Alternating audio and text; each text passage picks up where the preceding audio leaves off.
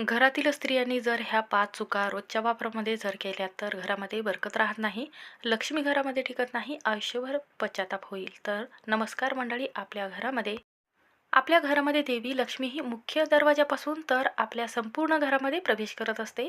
आपल्या घराचे जे कोपरे आहे तर हे स्वच्छ ठेवणे खूप गरजेचे आहे आणि घराच्या प्रत्येक कोपरा हा खूप महत्त्वाचा आणि वास्तुदोष असणारा व सर्व दोषातून बाहेर काढणारा कोपरा म्हणून ओळखला जातो. दररोज रात्री ईशान्य आणि उत्तर दिशा स्वच्छ करून झोपायला हवे, यामुळे घरामध्ये सुखसमृद्धी येत असते.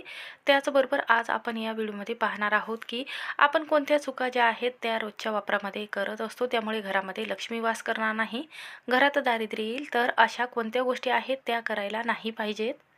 नंबर 1, तर माता लक्ष्मीचा आशीर्वाद संपूर्ण कुटुंबावर राहण्यासाठी, धन हे घरामध्ये आकर्षित होण्यासाठी व धनवृद्धी व्हावी असं तुम्हाला वाटत असेल तर आपण जेव्हा तुळशीजवळ दिवा लावतो किंवा आपल्या मुख्य उंबरवठ्यावरती दिवा लावत असतो, तेव्हा दिवा लावत असताना आधी दिव्याला चिमूटभर हळद लावावी आणि लाल धाग्याची वात लावावी किंवा कापसाच्या 2 वाती लावून हा दिवा प्रज्वलित करावा.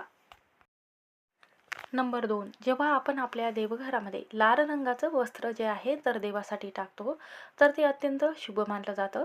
लाल रंगामुळे घरामध्ये सुख समृद्धी राहत असते आणि पिवळा रंग श्रीहरी विष्णूला समर्पित केल्यामुळे पिवळ्या रंगाचं आसन जे आहे तर ते तुम्ही टाकू शकता. तसंच लाल रंग हा माता लक्ष्मीचाही आवडता रंग आहे.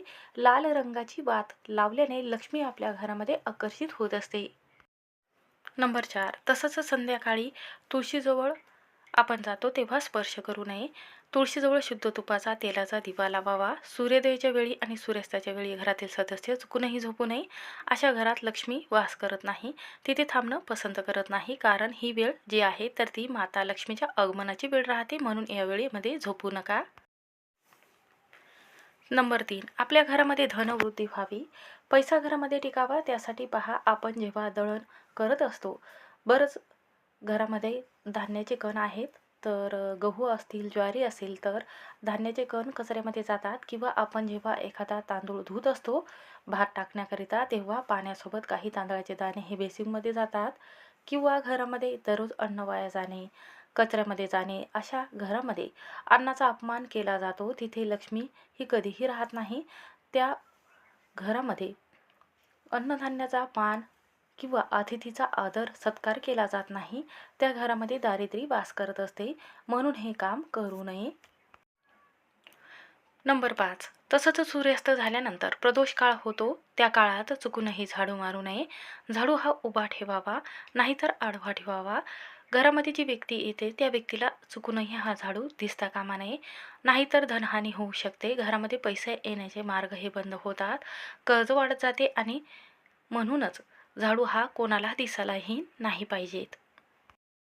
नंबर 6, तसंच सकाळी आपल्या मुख्य उंबरवट्यावर हळदीचं पाणी शिंपडावं, यामुळे आपले पित्र हे तृप्त होतात आणि पाणी पिण्यासाठी उंबरवट्यावर येत असतात. म्हणून सूर्यास्त होण्यापूर्वी घरात झाडू मारून घर स्वच्छ करावे.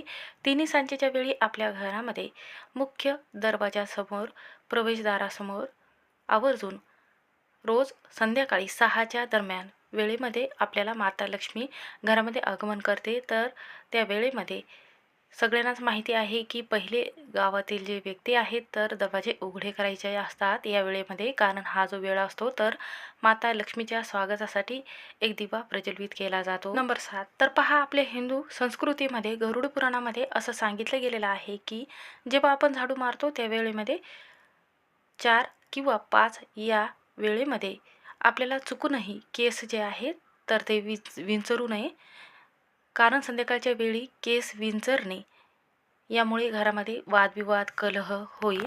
तसंच झाडूला लक्ष्मी देवीचं स्वरूप म्हटलं गेलेलं आहे, त्यामुळे चुकूनही त्याला लाथ किंवा पाय चुकून जर लागली असेल तर आपल्याला माता लक्ष्मीला आशीर्वाद मागायचा आहे. त्याचबरोबर लक्ष्मीला म्हणायचं आहे की माझ्याकडून चूक झालेली आहे. नंबर 8, लक्ष्मी अशा घरामध्ये फिरते त्या घरामध्ये नेहमी स्वच्छता, नीटनेटकेपणा आणि मानसन्मान करणारे, पाहुणाचा तिरस्कार न करणारे किंवा घरामध्ये अस्वच्छता असेल तर तिथे माता लक्ष्मी राहणं पसंत करत नाही.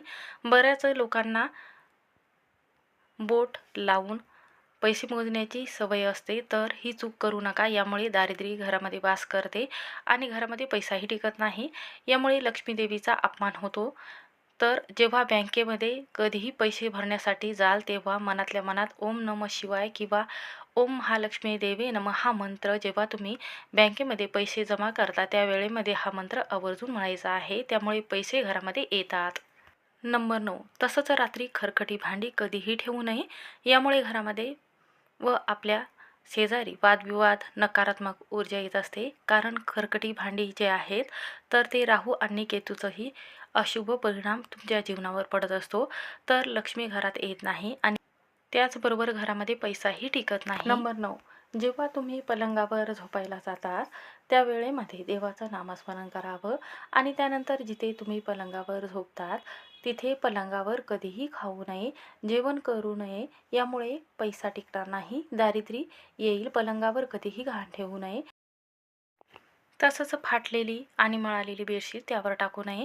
यामुळे नकारात्मक ऊर्जा जी आहे तर ती वाढत असते.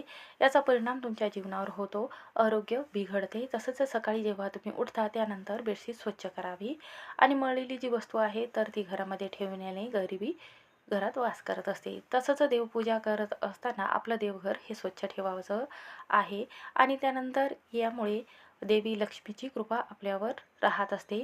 देवघरावर कधीही धूळ साचू देऊ नये. यामुळे मानसिक तणाव, आर्थिक नुकसान आपलं होत असते. त्यामुळेच हे नियम पाळावं. पहा, आपल्या उंबरठ्यावर समोरासमोर चप्पलही ठेवू नये, साईडला ठेवावी, ईशान्य दिशेला ठेवू नये. तसंच शूज कधीही मुख्य दरवाजाच्या समोर ठेवू नये. यामुळे घरात लक्ष्मी येण्यास अडथळे निर्माण होऊ शकत असतात, म्हणून ह्या चुका करू नये. तसंच आपण जेवण करताना त्या ताटामध्ये मीठ घेतल्यानंतर त्या मिठामध्ये हात चुकूनही धुवू नये. त्याचबरोबर जेवण केल्यानंतर त्या ताटामध्ये हात धुवू नये. तसं केल्याने तुमच्या हातात पैसा टिकत नाही. जेवल्यानंतर पहिलं ताट किचनमध्ये ठेवावं, त्यानंतर बेसिनमध्ये, बाथरूममध्ये आपल्याला हात धुवायचे आहेत. भांड्यात जर तुम्ही या ताटामध्ये हात धुत असाल, आर्थिक परिस्थिती ढासळते, यामुळे आरोग्य बिघडते.